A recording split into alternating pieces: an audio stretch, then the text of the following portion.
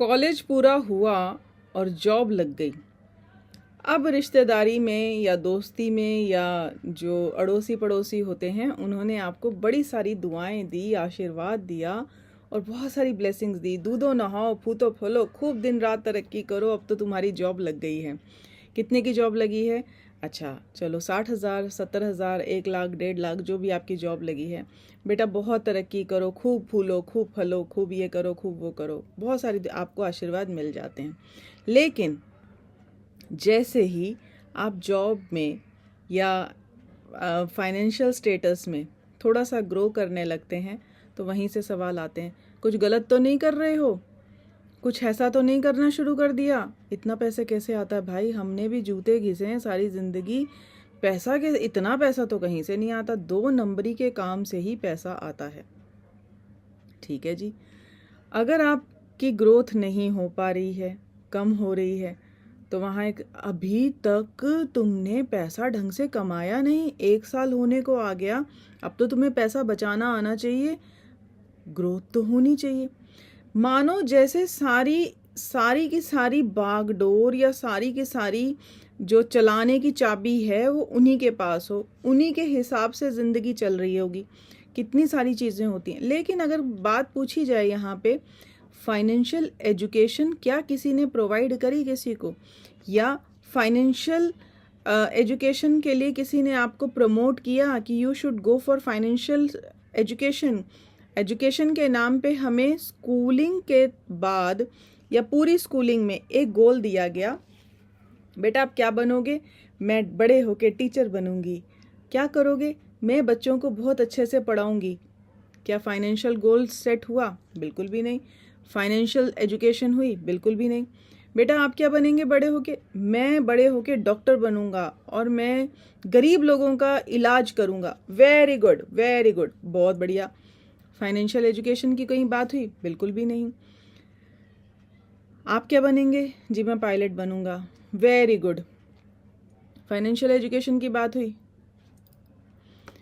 और जब actual life में फाइनेंशियल स्टेटस बनाने का टाइम आया, तो जिसे हम कहते हैं कि हम बहुत पढ़े लिखे थे या हमारी एजुकेशन पे इतने सारे फेदर्स थे विद लॉट्स ऑफ सर्टिफिकेट्स, उसमें पूछा जाए तो कहीं किसी ने कहीं फाइनेंशियल एजुकेशन की बात करी थी?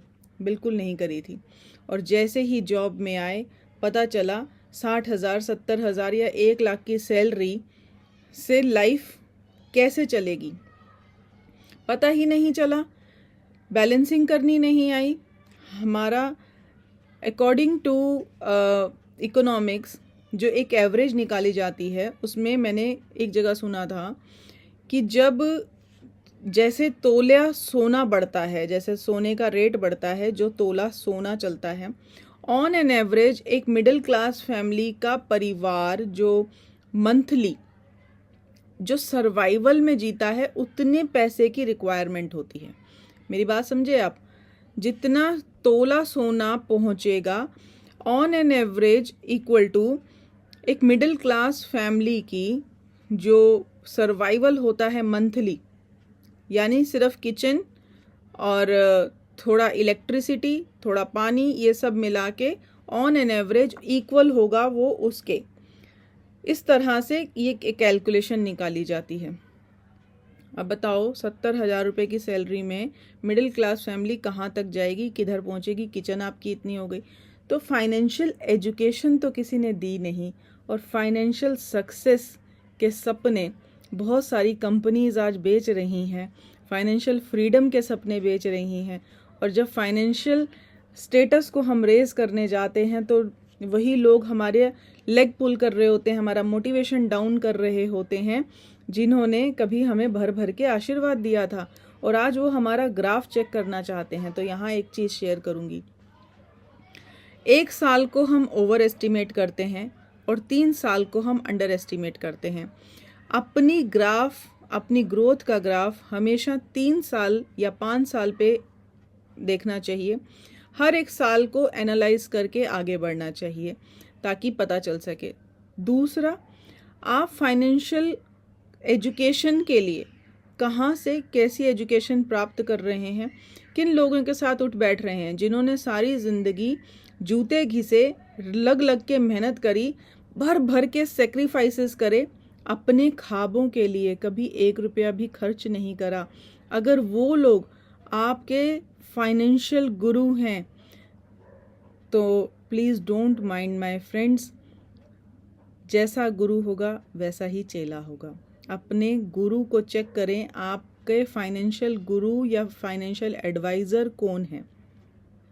हमारे माता पिता बहुत समझदार होते हैं, ज्ञानी होते हैं और कई बार बहुत ज़्यादा ज्ञान की बात भी करते हैं, बिल्कुल मानती हूँ, लेकिन अगर उन्होंने भी फाइनेंशियल सेक्रीफाइसेस ओवर किए हैं, मिजरेबल लाइफ जी है पैसा कमाने के साथ साथ भी, तो उनकी भी दी एजुकेशन एजुकेशन हमें फाइनेंशियल फ्रीडम तक नहीं लेकर जा सकेगी।